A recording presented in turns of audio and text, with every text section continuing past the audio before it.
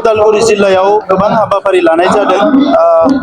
जोङो हरिसिंगा समस्थियाव दालां बेखेवनाय आरो लोगोसे बेवहाय गुदि बाथौनि थानसालि केम्पासाव अन्थाइ खाम्फा गायसननाय, ब्रह्म गुरुदेव कालीचरण ब्रह्मनि ब्रन्जनि मुसुखा गायसननाय आरो माल्टिपार्पस बिजनेस हल टाउनाव बेखेवनाय आरो उदालगुरि टाउनाव बिबा भवन एबा हाबा जाग्रा मोनसे न' बेखेवनाय जादों। आरो दा बेवहाय उदालगुरि ओनसोलनि इन्टेलेक्सुयेलफोरखौ लानानै मेलेमजिबिफोरखौ लानानै मोनसे सावरायनाय जादों।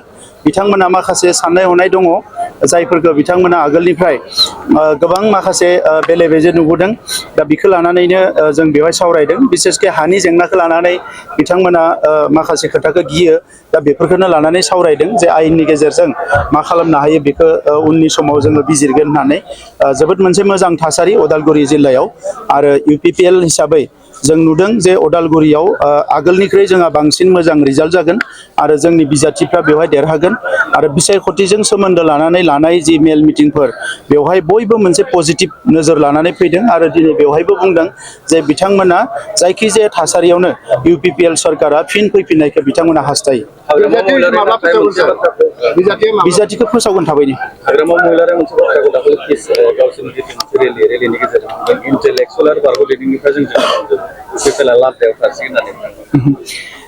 हाग्रामा महिलारि बिथाङा जोबोद गिनानै दङ। बिथाङा जेब्ला 2020 मायथाइयाव सरकार दानो हायाखै बै समनिफ्रायनो बिथाङा जोबोद गिदों।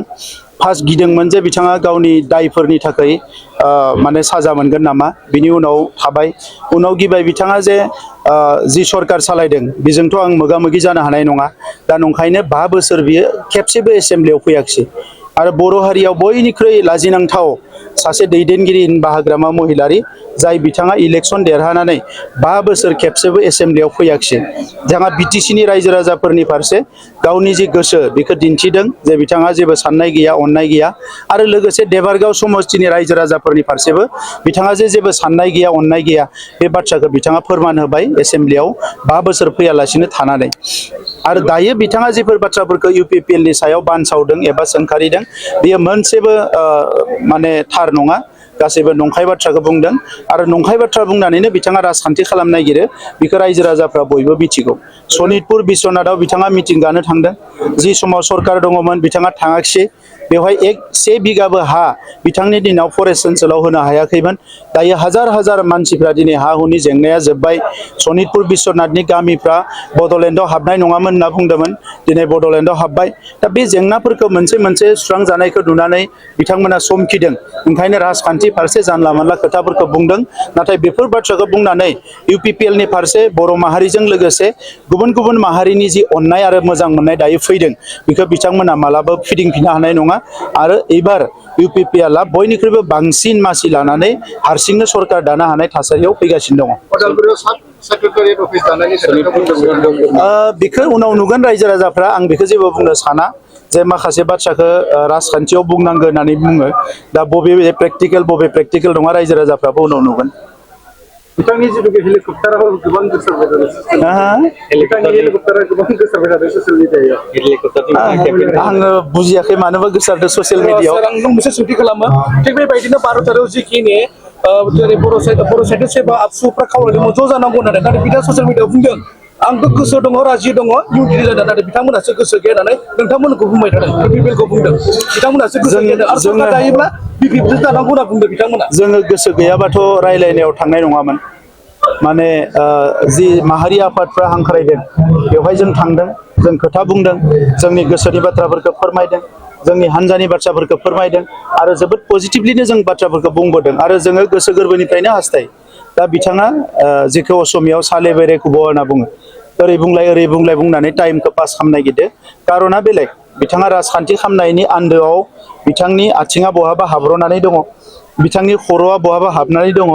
दिनै बिथांखौ नायोबा नुगोन जे बिथाङा जेसेबां जि बुंनानै थगायनो नागिरा मानो, बिथांनि मोखाङाव रोखा रोखा बेरखाङो जे बिथांनि आथिङा बहाबा हाब्र'ना दङ आरो बिथांनि खर'आ बहाबा हाब्र'ना दङ। ओंखायनो दिनै हारसा खौरांगिरिफ्रा सोंदों जे हाग्रामा महिलारिया सोरखौबा सोरखौबा सोंखारियो, सोरखौबा सोंखारिनो होयोबा एबा सोङोबा बिदि बाथ्रा सिरि सिरि थायो होननानै।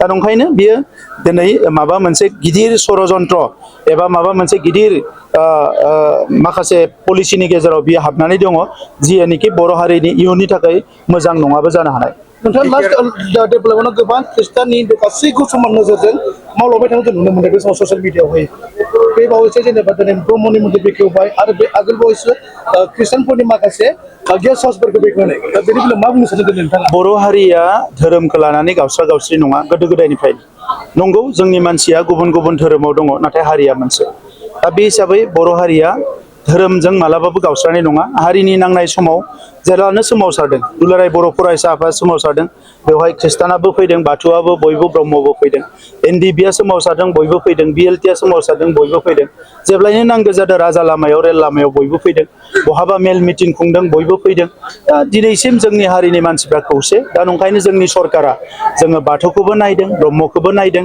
गुदि बाथौखौबो नायदों ख्रिस्टियानखौबो नायदों जोंनि जि दोङो गासैबो धोरोमखौनो जों नायदों जे धोरोमनि गेजेरजों जाहाथे जोङो एसे सोदांनानै इयुन जोलैखौ जों गोग्गो लामाजों दैदेनलांनो हायो नंखायनो धोरोम आफादफोरखौ गोख्रों खालामनो थाखाय जोङो मदद होदों भिजन डकुमेन्टखौ लानानै खिन्थु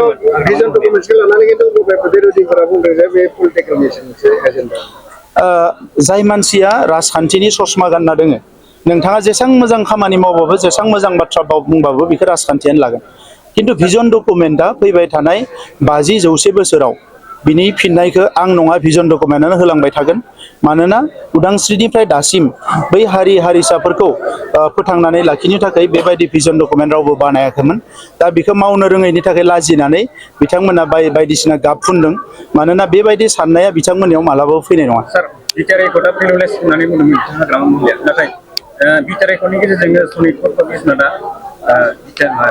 मोनसेबो एकर्डआ भेलुलेस नङा सनितपुराव थांनानै गहपुराव थांनानै हाग्रामा महिलारिनि थाखाय बिथाङा पावाराव थायाबा गासैबो भेलुलेस जायो बिथाङा पावाराव थायोबा गासैबो भेलु गोनां जायो दा बिटिआर एकर्डल' नङा बिएससिआबो भेलुलेस नङा बिटिसिआबो भेलुलेस नङा बिटिआरआबो भेलुलेस नङा सोरबा जुदि बर' राइटारा खन्थाइ बिजाब गांसे बरनदो बेबो भेलुलेस नङा बेयो जोबोद गोनां सोरबा जुदि जोंनि सासे फंबाया बा बिदाया रायथाइ मोनसे लिरदों बेबो भेलु गोनां सोरबा जुदि हारिनि थाखाय अन्थाइ थसे थिखांनानै जुदि लामायाव होदों बेबो भेलु गोनां दा नंखायनो बेफोरनि भेलुखौ हाग्रामा महिलारिया मिथिनाय नङा बिथाङा बेफोरखौ मिथिनो थाखाय आरोबाव स्टाडि खालामनांगोन आरोबाव नाजानांगोन बुजिनो थाखाय दिनै हारिनि थाखाय जाय खामानि मावदों एकर्डआथ' बिराद गिदिर बाथ्रा जुदि सोरबा हारिनि थाखाय हाग्रा दोंसे फुदोंबा बेबो हारिनि थाखाय इम्पर्टेन्ट दा बेखौ बिथाङा मालाबाबो बुजिनाय नङा हारिनि थाखाय सोरबा जुदि हाद्रि बाला मोनसे थिखांनानै बहाबा मन्दिर लुनायाव न' लुनायाव होदोंबा बेबो भेलु गोनां